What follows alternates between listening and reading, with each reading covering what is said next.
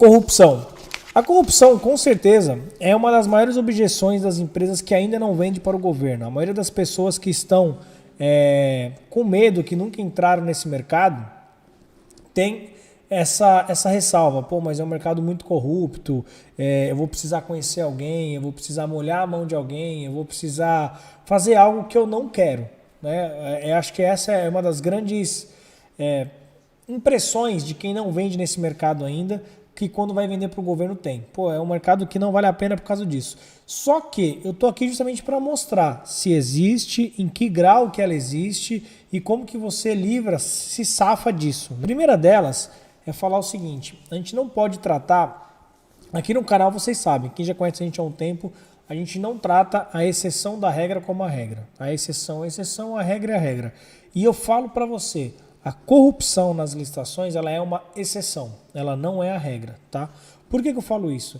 Eu fui pregoeiro durante muitos anos, trabalhei do lado da administração, vi como é que as licitações eram feitas, eu fazia as licitações, então eu sei de qual que é a necessidade do órgão público, quais são as dificuldades que ele enfrenta do lado de lá, e eu vi do lado, conheci pessoas que eram pregoeiras, fiz muitas amizades, e eu sei da índole dessas pessoas, e eu raramente encontrava alguma licitação onde tinha alguma coisa errada.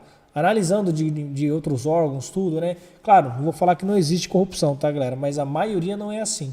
E do lado de cá, né, do lado da consultoria, também.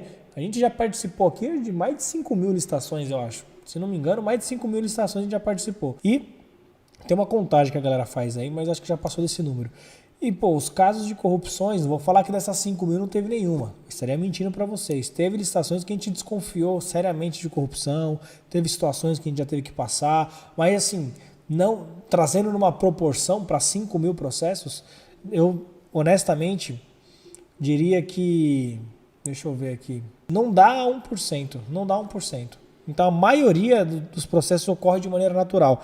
Tem um seguidor nosso, não sei nem se virou aluno depois, porque ficou tão emblemático essa frase que eu repito desde então, que ele fala o seguinte: avião só é notícia quando cai.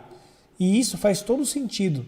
Hoje, né, analisando essa frase e refletindo sobre o que acontecia, as notícias que eu via quando eu era pregoeiro e que eu vejo hoje na mídia, é justamente isso. O avião só é notícia quando cai, assim como a licitação, ela também só vai ser noticiada quando der alguma coisa errada. Ninguém vai noticiar que a licitação deu certo, isso aí não é notícia.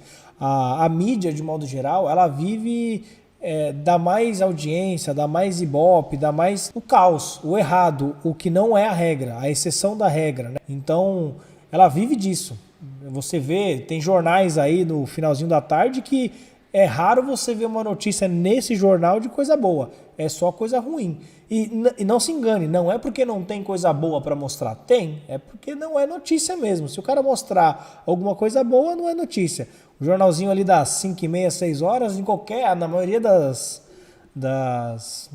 emissoras aí, é só para mostrar a desgraça mesmo, pô, porque dá audiência, né? Então a licitação é a mesma coisa. Inclusive saiu já algumas licitações que na época que eu era pregoeiro e hoje que eu estava participando, que eu não sei se é falta de conhecimento do pessoal que fez a reportagem ou se é má fé. Eu quero acreditar que é falta de conhecimento, porque essas notícias saíam independente de quem era governo, tá? Quando eu era pregoeiro, aproveitando até o gancho que as eleições estão aí, eu não quero entrar no mérito partidário, em quem você vai votar e o porquê, não vou entrar no mérito, mas quando eu era pregoeiro, o fato é que quem era ocasião naquela época era o período, né, era o PT e depois o PSDB, o PMDB consequentemente, né, porque o Temer assumiu. E depois que eu saí, né, em 2018, foi eleito o então presidente Bolsonaro. E eu vejo notícias ruins, notícias erradas sobre licitações desde aquela época, que foi quando eu acabei entrando nas licitações. Eu entrei em 2009, 2010. Então, de lá para cá, eu vejo notícias sendo noticiadas de maneira errada diversas vezes. E isso é ruim. Ruim para quem? Porque cria essa impressão de que é um mercado muito corrupto, e não é. E a maioria das vezes que eu vi, que eu analisei a notícia, que eu fui atrás das respostas, eu vi que não era aquilo que se estava noticiando. Era uma coisa, talvez, como eu falei, quero acreditar que é falta de informação. Então, como eu falei para vocês, galera, cuidado. não tomem a exceção como regra. Tudo isso que eu falei agora não quer dizer que não há corrupção. Existe sim. Mas é justamente esse o tema da live. Então já respondi a pergunta, né? Tem corrupção? Tem, existe. Isso aí fatalmente vai existir. E a ideia aqui é como que você se livra dela e como que você se atenta aos possíveis casos de corrupção. Mas a primeira coisa que eu preciso falar para vocês são as medidas que o governo vem tomando de modo geral. E isso, volto a dizer, o governo vem tomando desde quando eu era pregoeiro, tá? Não é uma novidade desse governo ou do outro. São evoluções normais aí, tá? Não quero entrar no mérito, já falei de partido, mas a primeira delas é que saiu agora uma legislação nova e obriga, né, as prefeituras, os órgãos públicos a gastar a verba que é repassada a ele através do governo federal, através de um pregão eletrônico. Isso por si só já minimiza muitos casos de corrupção, porque a maioria dos casos de corrupção, ou uma grande parte, acontece em licitações presenciais. Por quê? Na licitação presencial ela tem algumas características que no eletrônico não tem. Uma delas é que antes de começar a licitação, todo mundo já sabe quem vai participar. Por quê? A licitação começa às 8, ninguém deixa para chegar às 8, né? Porque não quer correr o risco de chegar atrasado. Então, das 7h30, todo mundo que vai participar da licitação está do lado de fora do órgão público, esperando muitas das vezes o órgão público abrir. E isso dá margem para que as empresas já conversem, vejam qual item vai participar, qual é o valor que vai entrar. Isso dá muita margem. Então, no pregão presencial, ele tem essa característica que no eletrônico não tem. Enquanto, se a licitação eletrônica é 8 horas, até as 8h30 ninguém sabe quem vai participar. Ou seja, ocorre a fase de lances e eu ainda não sei quem é que está participando. Na licitação presencial é diferente. Antes de começar, eu já sei quem é que vai participar. Então, tem uma diferença muito grande. E a legislação agora ela vem justamente para tentar fazer com que minimize-se as licitações ou diminua o número de licitações presenciais. Claro, o governo federal ele não pode legislar em nome do estado, do município, mas ele criou essa condição. Se você quer gastar a verba que eu passo para você, que eu repasso para você, ela tem que ser oriunda, a licitação tem que ser de uma forma eletrônica. Então isso já ajuda bastante, tá? É uma das medidas que o governo tem tomado que eu acho que é muito boa. De modo geral, ajuda muito e dá mais transparência, dá mais oportunidades para outras empresas participarem. Imagina que numa licitação eletrônica, eu aqui consigo participar de 2 licitações por dia, ou no mesmo dia. Numa licitação presencial, dificilmente eu consigo participar de 2 por dia, porque eu tenho todo o custo e o tempo de deslocamento para uma cidade, depois para outra. Aqui eu participo de uma licitação em São Paulo e outra em Campinas, tranquilamente. E olha que eu peguei uma distância de 100 km, agora eu poderia falar uma distância até maior. Participo de uma licitação aqui em Campinas e uma, sei lá, de onde você está falando aí? Comenta de onde você está falando que eu já pego como exemplo. Então, não, na licitação eletrônica você não tem essa barreira, né, da distância, então facilita. Eu acho uma decisão muito assertiva. Outra coisa que o governo tem criado para diminuir o número de corrupção, como que ele diminui a corrupção? Tá? Conceitualmente falando, dando mais transparência, né, fazendo com que mais pessoas tenham acesso, e isso é que o governo faz. E o que nós aqui como como empreendedores, como empresas, principalmente a Magna, pode fazer para diminuir a corrupção?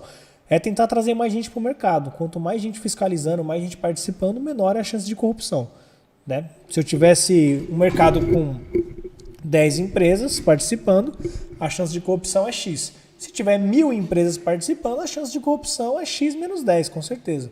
Isso aí é lógico. Quanto mais gente envolvida no processo, mais difícil fica fazer a corrupção. Então, o nosso papel aqui é justamente esse também. Atrair pessoas para o mercado para que diminua a corrupção e assim o meu imposto como cidadão seja mais bem gasto. E claro, a Magna também se beneficia disso, né? A Magna presta consultoria. Eventualmente você vai entrar no mercado hoje sozinho, daqui a um tempo você vai querer a nossa ajuda, ou se precisar de alguma ajuda você vai lembrar da gente. Então isso pra gente não é ruim, tá? Necessariamente ruim, beleza? Então a outra medida que o governo tem tomado é justamente o quê? Nas dispensas de licitações, as cotações, as antigas cotações eletrônicas, as novas dispensas eletrônicas, enfim, ela precisa agora, não só para materiais, mas para serviço, ela também tem que fazer aquele sisteminha de cotação. Isso vai ajudar, por quê? Faz com que tenha mais transparência. As dispensas de licitação para serviços ainda era feita da maneira antiga. Como que é a maneira antiga? Que quando eu era servidor ainda fazíamos 3 orçamentos com 3 empresas, ou no mínimo 3, né? Das 3 que cotava, eu contratava a menor. Então era... E olha que eu que tinha que convidar, orçar com as empresas, eu escolhia com quem orçar. Claro, eu tentava orçar com o maior número de empresas possíveis, mas a amplitude que eu tinha era muito menor do que eu publicar no sistema, que é a realidade que vai acontecer, que já está acontecendo, já acontece para produtos e para serviços agora também, que é você publicar no sistema e deixar lá por um tempo para que as empresas por si só vejam e tentem participar. Então isso com certeza vai aumentar a transparência e obrigatoriamente ou consequentemente também diminuir aí a corrupção, beleza? Então essa publicidade a mais, isso facilita para você que vai participar e diminui também a corrupção, porque não está mais no critério do servidor lá que está fazendo o processo orçar com 3 empresas, tá? Muitas das vezes empresa A, B ou C que ele já conhece, enfim, não vou entrar no mérito, mas o fato é que agora precisa se dar a mesma publicidade que se dá nos processos para produtos, para materiais. Isso é muito bom, beleza? Saiu também, você deve saber já, a nova lei de licitações, né? E que antigamente que eu digo pela lei atual 8666, né? Eu digo atual porque ela ainda está valendo, mas a outra também já está, enfim. Mas vocês entenderam. Pela 8666 e todas as outras que vêm ajudando a montar, a regra é fazer o pregão, preferencialmente na sua forma eletrônica. Essa é a condição. Na nova lei, não. Na nova lei é pregão eletrônico. Ele já vem taxando que é o pregão eletrônico. Então, o pregão presencial vai diminuir um pouco mais. Se pela 10520, já vou confundir as leis, 10520, o 5450, não sei se está nem valendo ainda, mas enfim.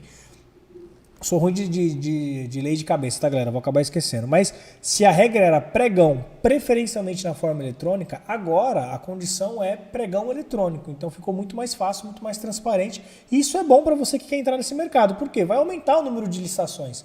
Porque muitas licitações ainda eram feitas presenciais.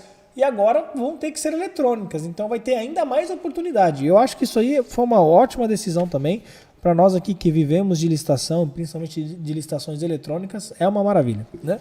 E, claro, não quer dizer que não haja mais pregão presencial. Existe essa condição ainda, dá para ser feito. Mas uma das condições que colocaram, que eu acho muito boa também, é o seguinte: quando o pregão for presencial, deverá ser gravado e com áudio e vídeo. Então dá para ver e ouvir. É como se fosse uma audiência. Quando você já ligou na TV Senado? Provavelmente não, mas você sabe que existe. Tem lá a TV Senado, a TV Câmara, que transmite todo dia lá as sessões. O pregão vai ser também transmitido. Não é transmitido, tem que ser gravado, né? Uma transmissão é uma outra história. Mas pelo menos gravado vai ter que ficar. E isso aí já vai até criar uma barreira para que os órgãos públicos queiram fazer uma licitação presencial. Vou ter que gravar áudio, vídeo, vou ter que guardar isso em algum lugar, enfim. Outra coisa que já existe há muito tempo, mas que diminui a corrupção e acaba gerando, inclusive, a burocracia, é o seguinte: na administração pública, ela tem diversos atores, né, com poderes reduzidos. O que isso quer dizer? Quer dizer que para você fazer um processo de compra, você precisa passar por várias pessoas. Isso acaba deixando o processo um pouco mais burocrático, não tem como. Mas o bom é que, como eu falei para vocês, quanto mais gente participando do processo como um todo, menor é a chance de ter um ato de corrupção, porque tem muita gente envolvida. Então, na administração pública é assim: o cara que quer o produto, imagina que você venda, sei lá, computador, né, que eu estou na frente de um aqui. O cara que está precisando do computador, ele não vai fazer a licitação, ele vai pedir. Alguém vai fazer a licitação. O cara que vai fazer a licitação é um. O cara que vai pedir, fazer o empenho de fato é outro. O cara que vai receber é outro. O cara que vai mandar pagar é outro. O que paga é outro. Então, veja que tem muita gente envolvida no processo. Isso minimiza a corrupção. Muita gente envolvida. Claro, pode gerar uma burocracia. E é por isso que o órgão público às vezes demora um pouquinho para pagar, 30 dias no máximo ali. No máximo não, né? Mas na média. Então, é por causa disso. Dentre outras coisas, mas é porque também é um pouco burocrático o processo de compra. Mas isso é bom, porque depois que você se acostuma com essa rotina, você consegue aí viver tranquilamente. Para você que tem um negócio, tem empresas que sempre que passa no cartão, antecipa o dinheiro do cartão e paga os juros. Mas tem algumas empresas que conseguem fazer um planejamento legal, não que você não faça, tá? Mas eu tô falando assim, tem um planejamento e raramente antecipa esse dinheiro. Então ele já conta que vendas no crédito, ele recebe daqui 30 dias o valor integral. É isso, vender para o governo é como se fosse isso. Ele vai esperar os 30 dias ali, beleza?